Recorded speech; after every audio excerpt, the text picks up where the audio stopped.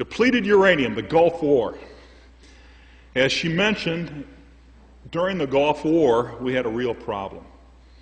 I'm a longtime military officer. I've been in the military since 1967. Served in Vietnam, was recalled to active duty for Desert Storm. Part of my job responsibilities during Desert Storm, I was a member of the 12th Preventive Medicine. We were the theater public health department. I also became a member of Bowers Raiders. We were the theater nuclear, biological, chemical warfare special operations team. We had the responsibility to identify it, to train and educate all of the military personnel, to develop the decontamination and medical care guidelines, and then to clean up the mess. The Gulf War was the most toxic war known to man. The United States, back in the 80s, deliberately and willfully provided Iraq with the weapons of mass destruction that we are about ready to go to war over today. That is all verified in the United States Senate report, provided called the Regal Report. You can obtain that on the traprockpeace.org website. The other thing that happened is once we knew where it was and we went to war, we had to make a conscious decision. We made a conscious decision at the command headquarters that we would blow up Iraq's weapons of mass destruction in place, as chemical, as biological, as nuclear. That's verified in Schwarzkopf's autobiography on page 390. We made that decision in December of 1990. The purpose was to destroy it where it was rather than for him to release it substantially back on the coalition forces as we went to war. Ladies and gentlemen, when we go to war, the purpose is to kill. The purpose is to kill the enemy, every single one of them. That is part of war. As a consequence, in preparation for war, or to ensure that we win the battles, the United States made a deliberate decision that they would use depleted uranium munitions, as they're called. In 1990, when I was deployed to the Gulf War, I didn't know a thing about depleted uranium munitions. Well, that's 20-some-odd years after I initially went into the military. In December of 1990, I received a letter via the United States mail into a combat zone from the Pentagon, from the senior health physicist for the U.S. Army, saying, "You better think about depleted uranium." And I go, "What's that? I've never heard of it." Did not know. We went to war. We're blowing up all the chemical and biological stockpiles that Iraq has. This is like hitting an ice cube with a hammer. All that happened is it came back on all of us. It came back on the Iraqis, the Kuwaitis, and the Saudis. We misused pesticides beyond belief. Toxic industrial chemicals. You're moving a city, a giant military force, and they have to use all of that stuff. So all that stuff was released and came back on everybody. We had immunizations, the anthrax vaccine, that contains squalene instead of alum as the adjuvant. And this adjuvant is what gets the site ready for the reaction to make it safe again, so that the antidote in the immunization will work. But squalene affected the immune system. We had food and waterborne illnesses all over the place. They lit off the oil well fires, and we had incomplete combustion byproducts, massive byproducts, inorganic, organic, heavy metals, and everything coming out of the oil wells, and we breathed that in. It was a toxic war, a toxic mess. And then depleted uranium came along. During the Gulf War, the United States fired over 350 tons of munitions containing uranium-238. 350 tons. Now, any place that we go, whether in Illinois where I come from, or here in Seattle, or in England, or any place around the world, if you were to take 1 pound of solid uranium-238 and throw it out in anybody's backyard or in your community park, or I just came from Massachusetts, if they were to throw it in the Commons in Concord, Massachusetts, where our nation was born, you would go to jail forever. You would be in jail for a long time. However, the United States could take our radioactive waste, put it into munitions, and throw it into anybody else's backyard with immunity. Or so they continue to think. Depleted uranium munitions are solid uranium-238. They are not coated, they are not tipped. Each and every tank round fired by the Abrams tank is 10 pounds of solid uranium-238 contaminated with plutonium, neptunium, and americium. Now, the contamination came from the U.S. Department of Energy manufacturing sites in Paducah, Kentucky, Oak Ridge in Tennessee, and Portsmouth in Ohio. Solid uranium-238. Now, the A-10 Warthog aircraft, it's a phenomenal tank buster. It's excellent in combat, just like the Abrams tank is. Each individual round fired by the Warthog is 3/4 of a pound of solid uranium-238. They are not coated, they are not tipped. We fired about 1 million rounds of the 30 millimeter during the Gulf War.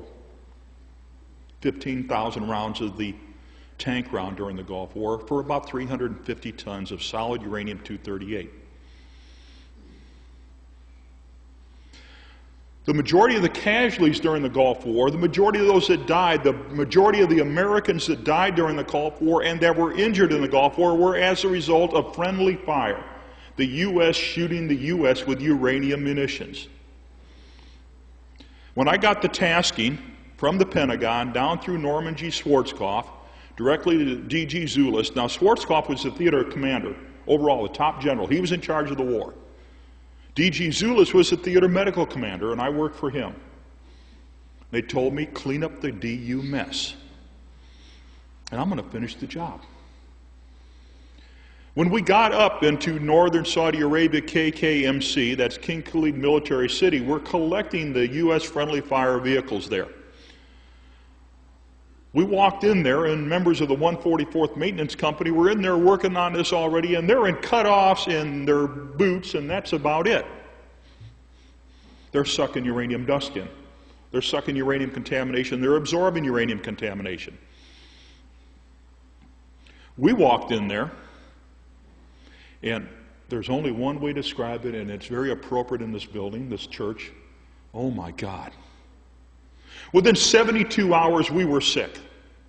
Within 72 hours, respiratory problems started on myself and the rest of my team, and we were already seeing it on the individuals. The 144th was there, and we're already hearing reports of that from the friendly fire casualties. Within 72 hours. The rashes started, open sores that opened and bled. We're in a war. Things are blowing up around us. We're pulling unexploded ordnance out of these destroyed vehicles. We're messing around. Now everybody says you got to wear respiratory and skin protection, or some type of respiratory and skin protection. It's 100 and some odd degrees. And they told us all you need is exam gloves for your medical personnel and a surgical mask. Well, as everybody that's worked in the medical field knows, that a surgical mask is good for spit and not much else. Now, uranium oxides are submicron in size, which means that we're seeing some the size of marbles and sizes going down to submicron. And now a submicron, 1 micron, is 10 to the minus 10th meters. This is atomic scale. And we're sucking this in. And the troops are sucking this in, and they're getting sick. Now, as the health physicist and responsible for the theater, I went to the medical commanders and said, you got to provide medical care for all of the DU friendly fire casualties immediately. We need a radiobioassay, which consists of nasal and pharyngeal swab. You reach in the back of the throat with a Q-tip, and you find out if they sucked in any uranium in. You collect their urine to find out if it was collected in, they're passing it out. You collect their feces to find out if they're passing it out. But you need to do it right away, because in order to get heavy metal to poison, now uranium immediately starts out, your primary problem is heavy metal, not the radiological components. It's the heavy metal components. So we need to do chelation just like you do for lead poisoning. But it has to be done rapidly because of a thing called bio half-life. And a bio-half-life is where the uranium then goes into sequestering in the bodies of the bodies, or it passes out through the urine, and you'll never find it.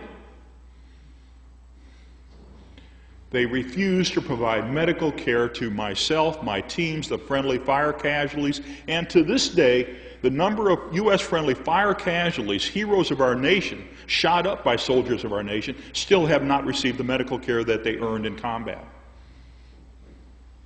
We've still not all received the medical care we earned in combat.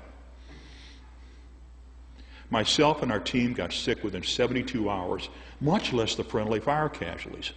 I'd go to the commanders of units that had the friendly fire casualties and said, provide them medical care, they have uranium poisoning. They never got it. Mr. Jerry Wheat, friendly fire casualty, a very good friend. His father discovered it years later. His father was a scientist at Los Alamos, went had a Geiger counter and find out that, oh, my son's hot for radioactivity. Geez, it's the shrapnel that they never removed. That they never removed.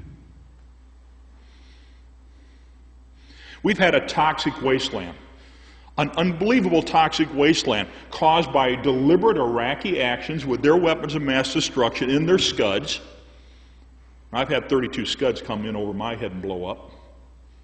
You just, crawl under your bed, which is basically a canvas cot, and you put on your protective clothing and hope that that protective clothing works and that the warhead doesn't come down and blow up in your face.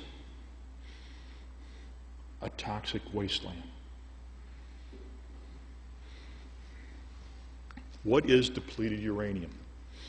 Depleted uranium is uranium-238. It is the byproduct, chemically known as uranium hexafluoride, when we remove the fissionable components, that's uranium-234 and 235, to make reactor fuel and atomic bombs. For every 100 pounds of solid natural uranium that I have, 99.2 pounds to begin with is uranium-238, and 0.8 pounds is uranium-234, 235, the fissionable component. When you go through the processing system, what you end up with is for every 100 pounds of solid uranium that you now have, you have 99.8 pounds of uranium-238 and 0.2 pounds of uranium-234 and 235. That is known as depleted uranium. Ladies and gentlemen, there is nothing depleted about it. Nothing depleted about it at all. Now, they keep saying, when you see a government report, they say it's 40% less radioactive than the other stuff. What they forgot to do was write down the other part of the paragraph that I put down for them. The alpha emissions. Uranium gives off three primary emissions. Alpha particles, which are the helium nucleus, 2 protons and 2 neutrons.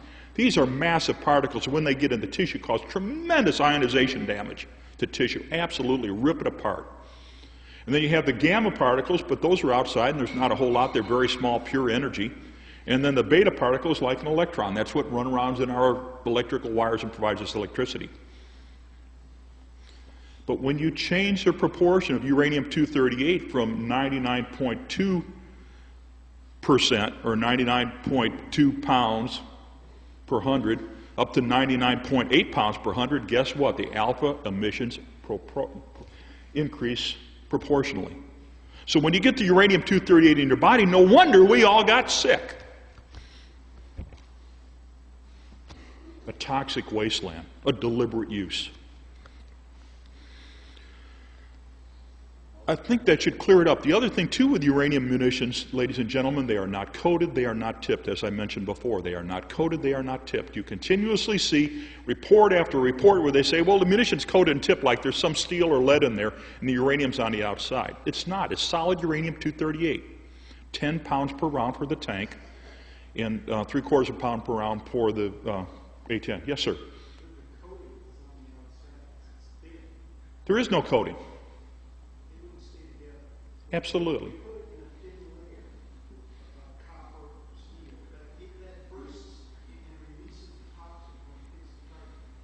There's a very thin copper coating on the A10 round, the 30 millimeter round. It's so thin that it's only to protect the gun barrel riflings. Then it's gone. And we don't have anything on the tank round. Okay? The only thing that's on tank round is paint. Okay? So there's nothing there. It's irrelevant. Okay? So that's, how it works. Now, when a DU round impacts, now, ladies and gentlemen, I'm a warrior. And you probably, if you've listened to Scott Ritter or met Scott Ritter, Scott's the chem portion, I'm the nuke portion. Okay? God bless Scott Ritter. I can't say that enough. He's a good friend, and God bless him. He's another American hero. Okay. When the DU round is fired, you fire the DU round. Now that DU round, you'll see it in the slides when I show those. The DU round automatically catches fire. Uranium is pyrophoric. It catches fire just moving it through air. Again, friction. Now this round is moving extremely high velocity. The tank round is about 3/4 of an inch in diameter, and it's 18 inches long, and it's 10 pounds and weighs 10 pounds, or over 4,500 grams, when we actually talk about mass versus weight. Now this thing is a gigantic kinetic energy dart. It's a massive dart flying at phenomenal velocities with tremendous forces and pressures over a little area about 3/4 of an inch in diameter, and it just goes right in like mad. It kills everything. Inside the vehicle, you have spalling. The uranium is coming off, so what you see inside would be if I took a whole handful of BBs, ignite all these BBs, or ball bearings, throw them at extremely high velocity, and they're going through this vehicle at unbelievable forces, and anything that's inside ignites, anything that's in there blows up, anything that's in there dies. Now, you can have survivors in some vehicles. It just depends on where they were and how many rounds hit it, and where the shrapnel went. It's a firestorm. It's a firestorm within the vehicle, beyond belief. Now, some of you have seen this and seen the videos where I show exactly what it looks like inside the vehicle on impact. And ladies and gentlemen, it's pure hell. Now, as that does, you have uranium oxide and dust that are all formed. And what we learned from research firsthand in the desert, and then when I became the director of the Depleted Uranium Project for the Department of the Army, the Department of Defense, and NATO, I'm the guy that did the research. They told me to figure out how to use this in a war. And as a smart Army officer, I said, yes, sir, I'm going to go along and I'm going to try to figure out how to use it, because when you go to war, the purpose is to kill. Ladies and gentlemen, the purpose is to kill. You need to understand that. So as we did this, we get out there and find out that the uranium dust and oxide surrounds the area right around inside the tank and around the tank, solid for 25 meters, about 80 feet. You must have full respiratory and skin protection to go near there, which means that you need to wear what we know as a gas mask and some type of clothing to protect your skin from getting it on. No question. The U.S. Army's own training manual, Common Task Training, specifies that they must do that. We know from research that once the uranium dust impacts, it will settle out in about 30 to 45 minutes, but the minute you come in or step in again, it's resuspended. It'd be like taking a whole pile of talcum powder and throwing it on your table, on your desk, and hitting your hand. It goes up, it stays airborne, it comes down, and you can breathe it in and suck it in continuously until it is physically removed and properly disposed of. We worked on this for 3 months. It took our team, approximately 100 individuals, primary individuals, 3 months to clean up 24 depleted uranium U.S. friendly fire vehicles that were destroyed in combat. Now, we buried a whole bunch over in the desert with the human remains that I couldn't pull out. Had to download unexploded ordnance and all the other hazardous materials on these things. And our team got sick right away. And ladies and gentlemen, the first cancer started within 8 months, and the first cancer death within 2 years. And the last one died last January. And it continues. I had a father and son. The individual that distributed all of the depleted uranium munitions during the war, a very good friend of mine, his father was also with us and helped clean up the mess. The father's already dead from lymphoma. Too many of my friends are dead from lymphoma. Too many of my friends are dead from all of these health effects. Depleted uranium munitions on impact are an awesome weapon. And therefore, as a consequence, the United States deliberately and willfully told us as early as 1991, when we were specifically tasked to clean up the mess, that no matter what, they were going to use the depleted uranium munitions. They were going to use the depleted uranium munitions. The famous Los Alamos Memorandum was sent to me in March of 1991 after I was tasked to clean up the depleted uranium munitions in the war. And I want to read this memorandum very specifically and quote from it so that you understand what is happening. Los Alamos, New Mexico, 1 March 1991. Subject, the effectiveness of depleted uranium penetrators.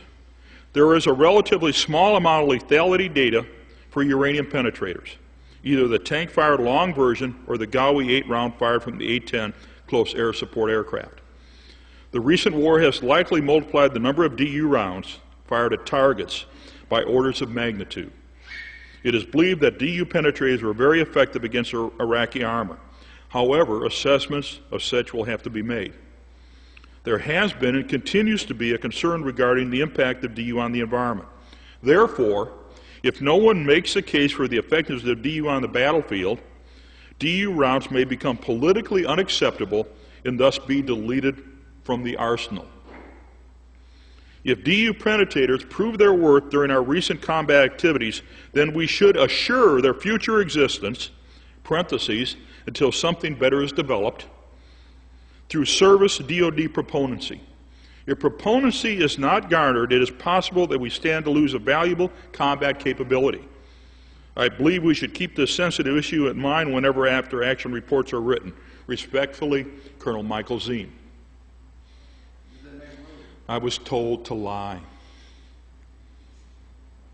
What you learned, what you saw, write it so that they could always use depleted uranium munitions. The health effects of depleted uranium munitions.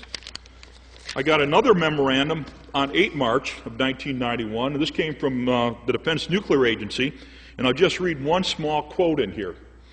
As explosive ordnance disposals, ground combat units, and the civil populations of Saudi Arabia, Kuwait, and Iraq come increasingly into contact with DU ordnance, we must be prepared to deal with the potential problems. Toxic war souvenirs, political furor, and post-conflict cleanup, post-nation agreements, are only some of the issues that must be addressed. Alpha particles, uranium oxide dust from expended rounds is a health concern, but beta particles and fragments from intact rounds is a serious health threat with a possible exposure rate of 200 millirads per hour on contact. Now, we actually measured it, and it's not 200, it's 300 milligrams per hour on contact. However, the total permissible U.S. dose is 100 milli per year. So in 20 minutes, you exceed the U.S. dose for the general public. And we spread 350 tons throughout Iraq, Saudi Arabia, Kuwait. We deliberately did it in Kosovo and the Balkans in 94 and 95, again in 1999. We shot up Vieques, Puerto Rico, deliberately in 1999. Okinawa, Korea, and numerous states, and don't do anything about it. So we're told that they have known what the health effects are, so I get a memo sent to me as the health physicist saying, hey, lie when you find, on what you find. We won't always be able to use it, but here's the serious health effects. And then a couple of years ago, I finally discovered out why. In 1943, the United States was at war, World War II. General Leslie Groves was the head of the Manhattan Project to develop the atomic bomb.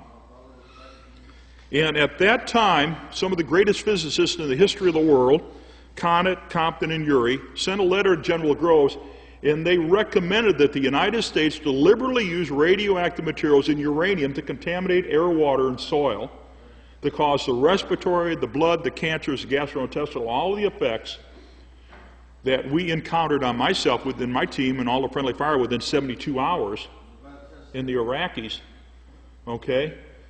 And all over the place. So it was known all the way back. No wonder the Defense Nuclear Agency March 8th memo said it's a serious health threat. It's not a question. It was there and known all along. How does it work? It kills everything on impact. It's a firestorm. It's unbelievable. Now, when it gets into the body, what we found out is it causes the respiratory problems fairly rapidly, because that's what happened to me and my guys and everybody else. It's like super asthma, okay? And then what develops then is calcified granulomas, and you develop what's called reactive airway disease. You basically drowned when you try to do any activity. Always known, happening. The rashes come in.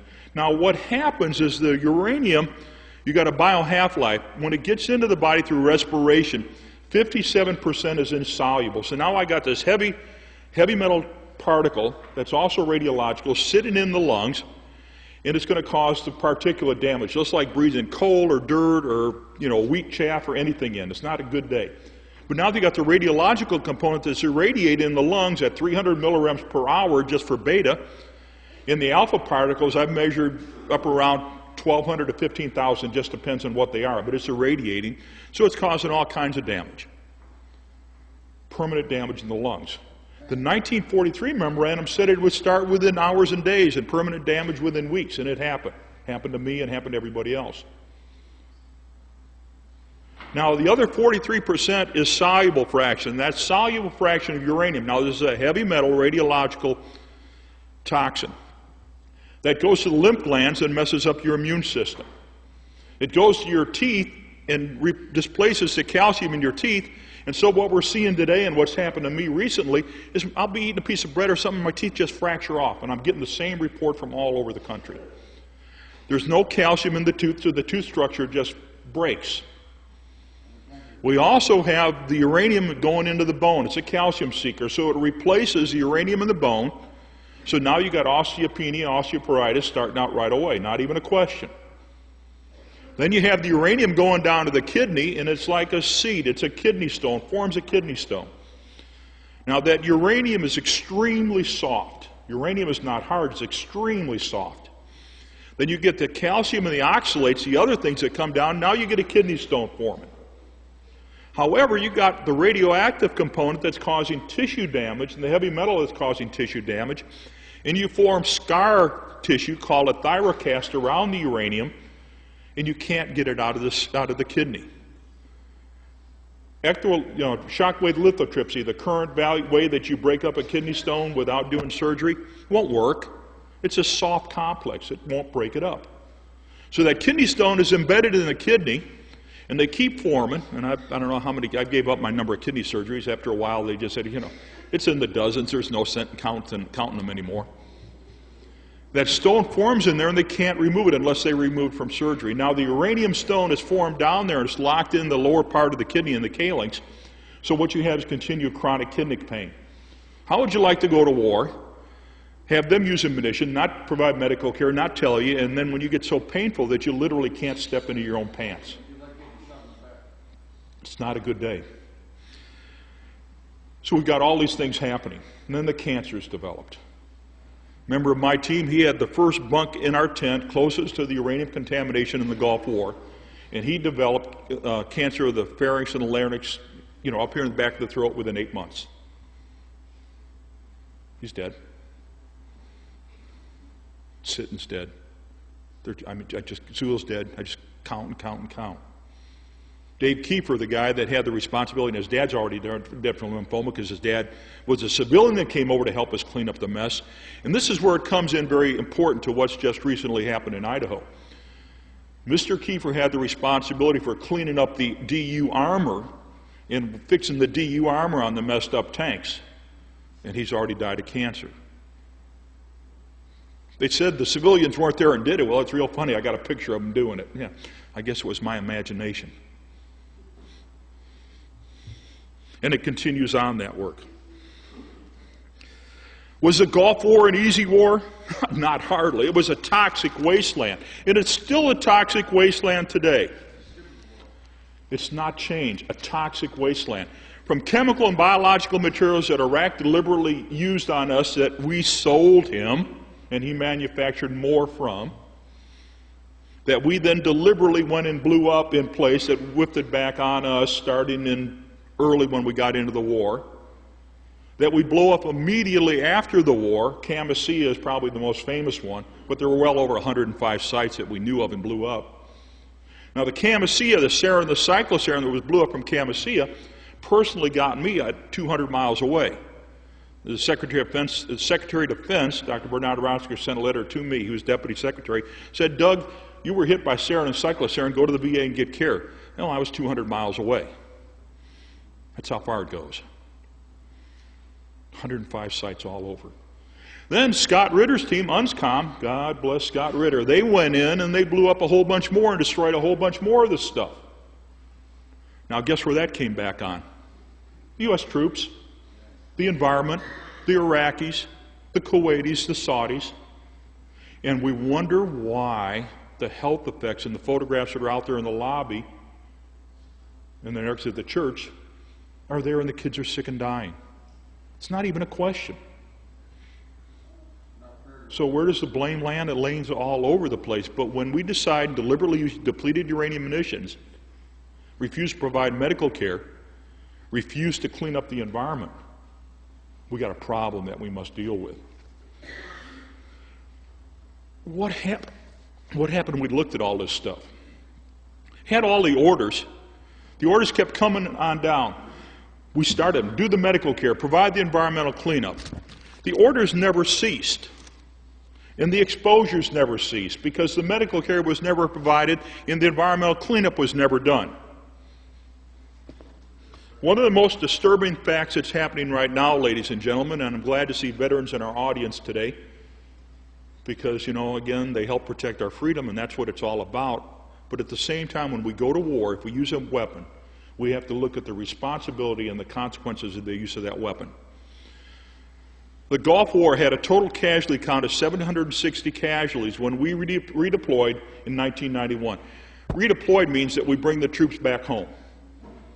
For me, I came back home and I went back to my laboratory at the University of Illinois in the physics department. Other ones back at plumbers and farmers and firemen and policemen. Today, ladies and gentlemen, a firm casualty count from Gulf War I, which was the one-year period, basically August of 1990 through the fall of 1991. These are the individuals who were actively involved in combat or the cleanup. The casualty count, those that have received Department of Veteran Affairs disabilities, that means service connection for injuries and illnesses caused during combat, has gone from about 463 injured and ill to 159,238. Now this doesn't include mine because mine came after this number was released officially. And over 8,000 dead. I went from 294 dead to over 8,000 dead. I went from 463 injured and ill as a direct result of combat to over 159,000. Ladies and gentlemen, the Gulf War is the largest friendly fire incident in the history of warfare. And depleted uranium is one of the primary culprits. That's hard to say because I'm an Army officer that was tasked to clean up the mess. Now, we didn't stop deploying troops over there, ladies and gentlemen, and troops are still going over there, and they're about ready to go over there again into a toxic wasteland. Since 1991, we continued to send troops over to the Gulf region, to Iraq, Saudi Arabia, and Kuwait. The number of casualties now from the extended Persian Gulf War, ladies and gentlemen, the individuals that have been awarded disability from the United States Department of Veteran Affairs for service-connected injuries in the Persian Gulf is 250,000. 1/3 of the force that went to the Gulf War is now under disability because of the health effects of this toxic wasteland of depleted uranium munitions. We knew the criteria for what happens, that you need medical care. If you're in and around a vehicle that's struck, if you're in and around working any of the uranium munitions that's burned, any of the residue, the smoke, if you're working around the stuff as our friends over in Idaho did, working with the armor and everything, you need medical care. That directive was issued on June 8th of 1993. It was reissued in August of 1993 by General Eric Shinseki. Ladies and gentlemen, General Shinseki is the general that's sending the pride and youth of your community to war again within weeks. And he directed that medical care be provided, training and education be done, and environmental cleanup be done. And it's not been completed. In October of 1993, when we were going to use uranium munitions in Somalia, ladies and gentlemen, Africa, we got it stopped, but they specified exactly what criteria for exposures were supposed to receive medical care, and it never has happened. By my count as the investigating officer during the Gulf War, I had a little over 123 individuals that lived in friendly fire through depleted uranium munitions impacts. I had another 250 total involved in all of the cleanup and everything else after the war, known exposures. The United States Department of Veteran Affairs in Baltimore, Maryland, just up until recently, it only provided care for 33 individuals, not even 1/4 of the friendly fire that survived. In the last count I had, it was up to 60 of us. Now, they've had me up there one time, but the doctor in charge up there never returns any of my phone calls at all since 1999. Doesn't return phone calls to my physician at all, even though myself and my guys are sick. A little over a week ago, I called Dave up down in Alabama, and I said, "Hey, Dave, you getting your medical care yet? What's happened?" He said, "No, they haven't given it to me yet." The number 2 man on the whole thing has still not received medical care, and he's very sick. The orders have been repeated over and over and over again, and it's never been complied with, and they don't have any intention of complying with it because, ladies and gentlemen, as the Los Alamos Memorandum directed, when you find the findings, you lie so that we can always use this in warfare because it's an extremely effective weapon. Not a question of the health effects, not a question of what needs to be done, but it just goes on. In 1992, the United States Senate ordered the United States Army Environmental Policy Institute to, quote, conduct a study on the health and environmental consequences of depleted uranium on the battlefield, remediation technologies which might be developed, and the ways in which toxicity of depleted uranium might be reduced. Please note that depleted uranium is fully supported by the Army as an item that gives the American soldier the winning edge on the modern battlefield. Thus, it is important to realize that the use of depleted uranium was carefully compared against other materials and determined to be superior. And it is. I did the assessment on the damage on Iraqi and U.S., and it's fantastic.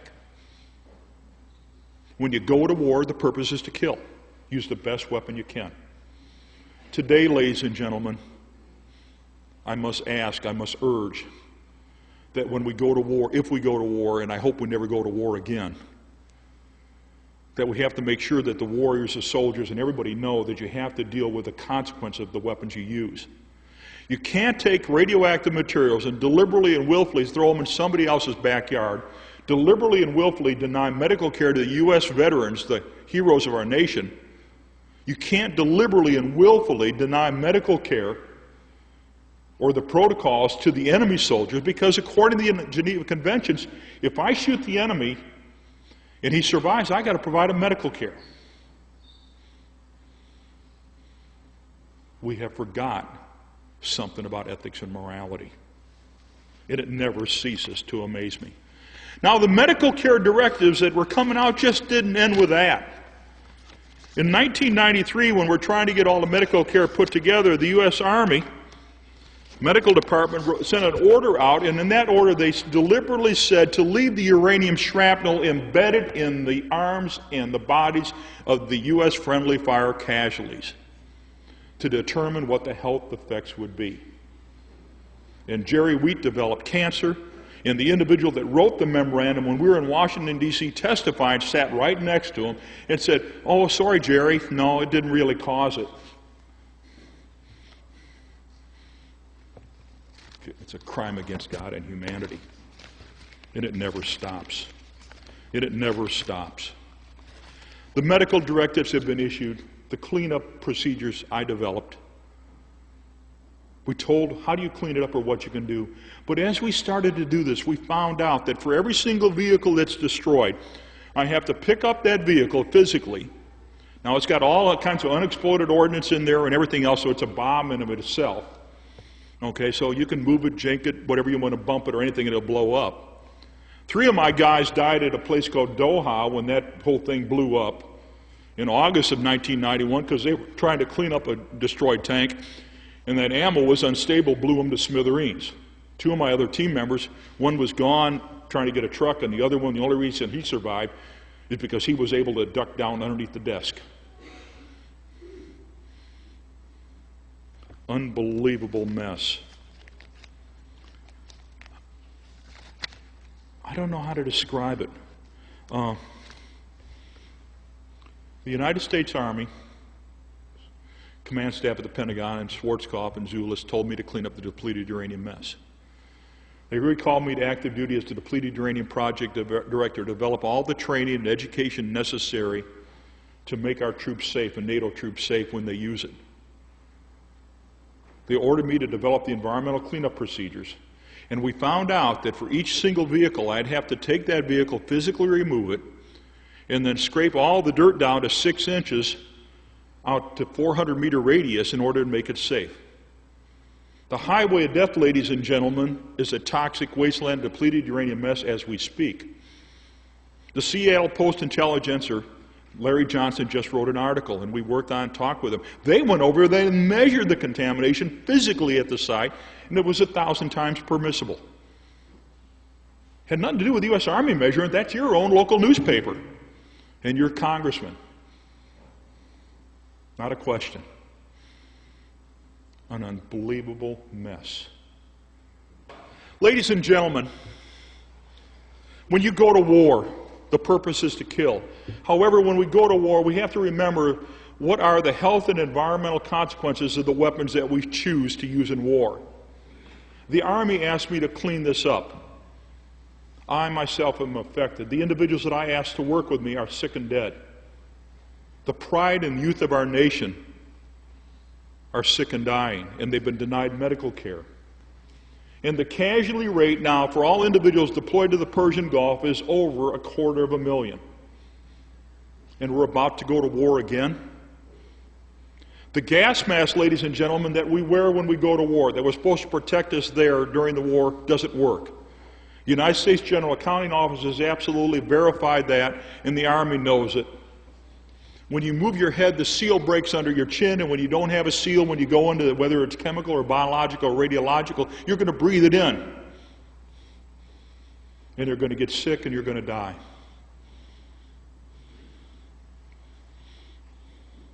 A little over a year ago, last summer, in June, I was invited to the United Nations UNESCO Child and the Family Conference in Athens, Greece, to discuss the effects of war on children. The United States and England were the only 2 nations that refused to participate in the conference. Arrogance, ladies and gentlemen.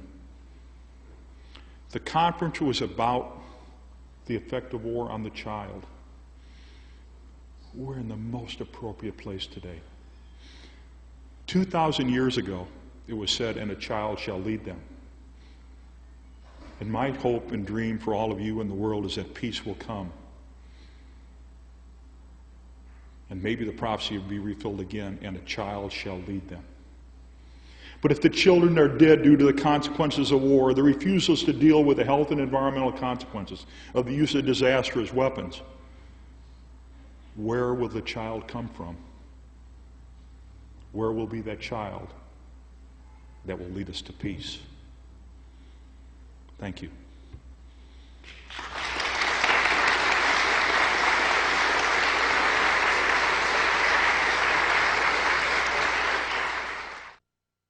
Are there any uranium-238 substitutes that should be used instead of this substance?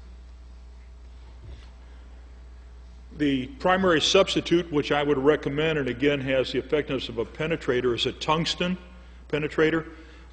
Again, the Department of Defense even acknowledges in the videos that we've done that tungsten, the difference is basically you can fire a tungsten round at 2,000 meters versus a DU round at 3,000 meters have the same effect.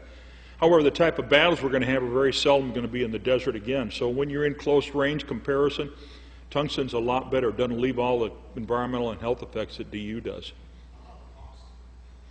I don't have any idea on cost.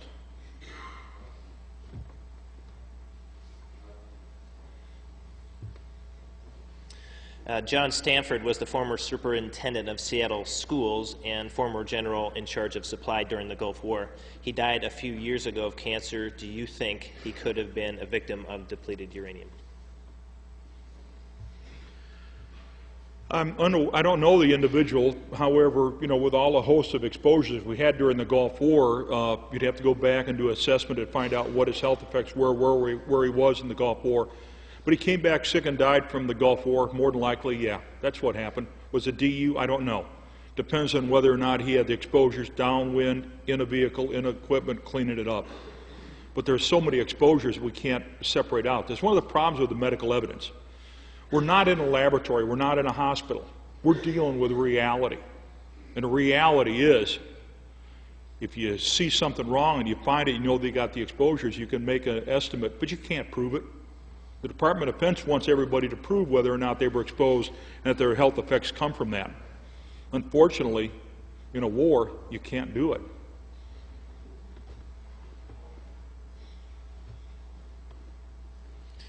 Can you describe how depleted uranium gets into groundwater and the food chain and its effects there? Depleted uranium is going to get into the groundwater and the food chain multiple ways. You got all the uranium dust contamination, all the equipment that breaks down, that then moves into the water table and into the water supplies. In the food, you have uranium oxides and everything that actually be absorbed into the plant structure. Now, one thing that we do know, the United States Army's Common Task Training specifically states that uranium contamination will make food and water unusable. So when you have that, ladies and gentlemen, and it also states in there they must wear full respiratory and skin protection. We also know it happens forever.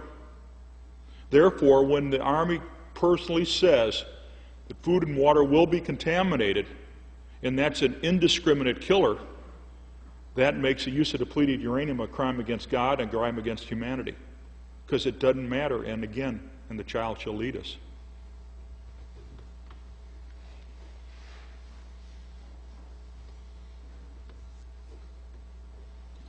Has Gulf War syndrome finally been recognized as a toxic illness? No. Gulf War syndrome has been not recognized as a toxic illness, and the reason is, if they have to acknowledge what happened to all of the veterans during the Gulf War and since the Gulf War, then they have to acknowledge that the same thing happened to the civilians. And the civilians, the women and the children, and everybody else don't deserve this. The non-combatants don't deserve it. So no, they don't want to recognize it. And all of us that speak out suffer massive retaliation for speaking out, for finishing our job. Again, when will responsibility happen? We got to make it happen.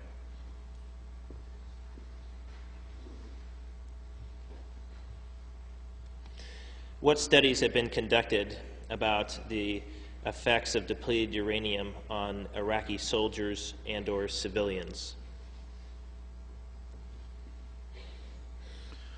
The World Health Organization has been asked numerous times to do the study. The British Royal Society has been asked numerous times to do the study. In 1999, the end of February and beginning of March, when I was appointed the Center for Disease Control, Denise Nichols and myself and others made the proposal that and Dr. Bill Baumschweiger made the proposal that they do the study. They've never done it. On April 16th of 1999, we went up and met with the Presidential Oversight Board that was under General Elmo Zumwalt and Senator Rudman, and we specifically made that proposal, and Rosalie Bertel, we all did it, and they've never done it. Now, Dr. Asa Durakovic and Dr. Harry Sharma have gone over, they have collected the biological samples, radiobioassays, and they have verified that the individuals over there are hot for depleted uranium. In meetings with the Department of Defense, when we presented Dr. Sharma's and Dr. Durakovic's results, the Department of Defense representative in charge of depleted uranium said, we'll have to get him fired, and they did.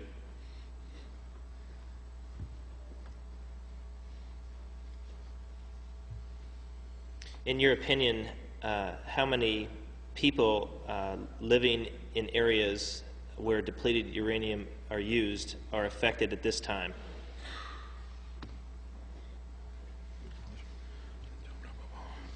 Just a second, please.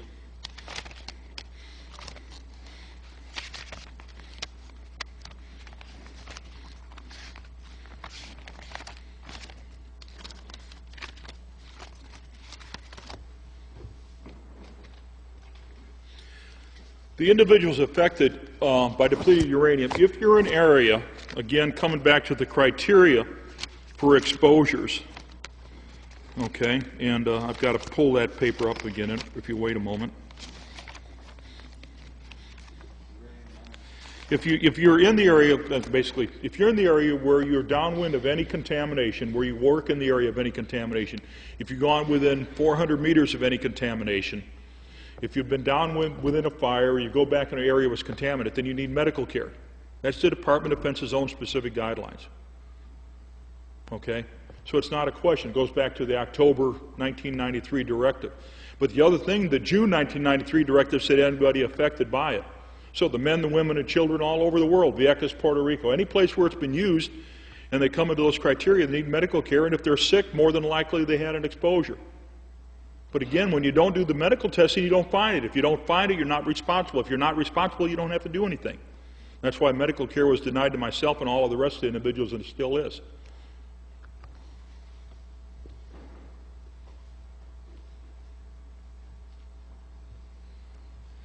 What is the status of the bill introduced by Representative McKinney to ban DU use and sale and development? Representative McKinney, and again at our urging, and I've met with her and her staff, and we tried to get that bill in. The bill is locked in committee waiting for Department of Defense some type of comments or anything. I don't know. We need to force it all out. But remember, it's not going to be locked out. As long as the Los Alamos directive and the API directive are considered the way it goes, they're going to use DU forever. And anything that gets in the way, they're going to stop cold.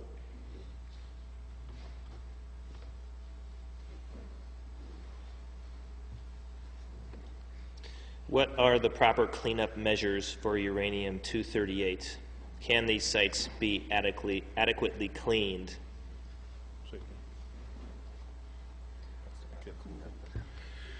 The cleanup procedures is you have to physically pick up the contaminated equipment, vehicle, or structure. But prior to do that, especially in a war, you have to unload all the unexploded munitions that are now extremely unstable. You have to remove all the hazardous materials that are out of there.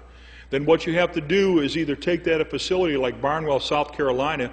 That's a multi-million-dollar facility. It took them 4 years to clean up 24 vehicles. Now, 4 years for 24 vehicles at a specialized facility? What about the thousands upon thousands of vehicles littering all the battle areas? Then once you get that vehicle removed, you have to take the soil down to 4 inches for a 400-meter radius and dispose of that properly. You can't do it. I wish you could. I tried to develop it, you can't. Sir? Are they using, in the United States, the uranium sheet tanks where they practice their war games? Yes, in certain areas they are. Yes, they are. Are they cleaning that up? No, sir, they're not. So it's getting the air and the water and the... I wouldn't eat anything out of Chesapeake Bay for anything under my life because of all the contamination from both the chemical, biological, and especially the uranium coming from Aberdeen Proving Ground, Maryland. And we wonder why Chesapeake Bay has gone from one of the greatest fishing grounds in the world to nothing. It's all contaminated. Just a second.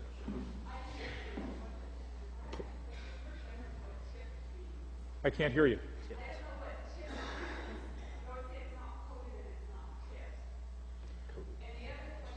Okay.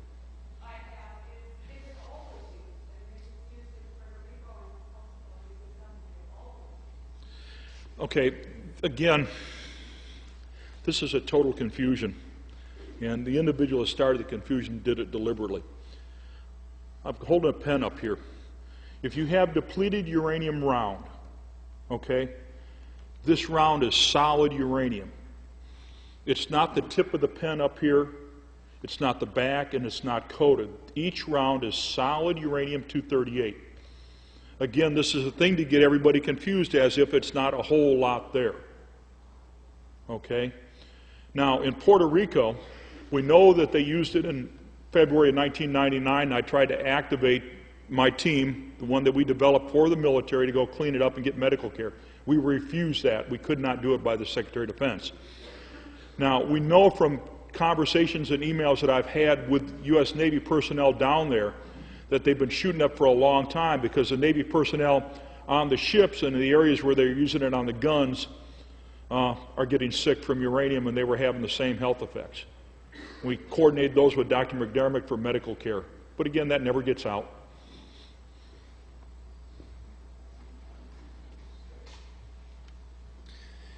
The Department of Energy is using uranium for these bombs. What else are they using it for, or are they being recycled into consumer products and marketed? They have over 700,000 metric tons stored at Paducah, Kentucky, Oak Ridge, Tennessee, and Portsmouth, Ohio. So if you go to the United States Department of Energy website and pull up the environmental impact statement for uranium hexafluoride, you will find out that they want to sell it in concrete. That's called DU-crete. They want to put it in road building materials. They want to put it in buildings and structures, and they want to use it in weapons. So yes, be careful what you buy.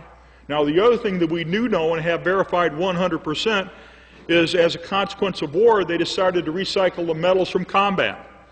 So the United States Navy has bought cooking pots to serve fixed food and serve food to our Navy sailors on their ships that are contaminated with uranium metal as a consequence of war and recycled. Be careful where you buy your car bumper. We had a case in Mattoon, Illinois, where they found the bumper was radioactive and it had been processed into a new bumper, and it was uranium-contaminated metal from the Gulf War, went through Japan, and got down to a bumper that was sold in Mattoon, Illinois.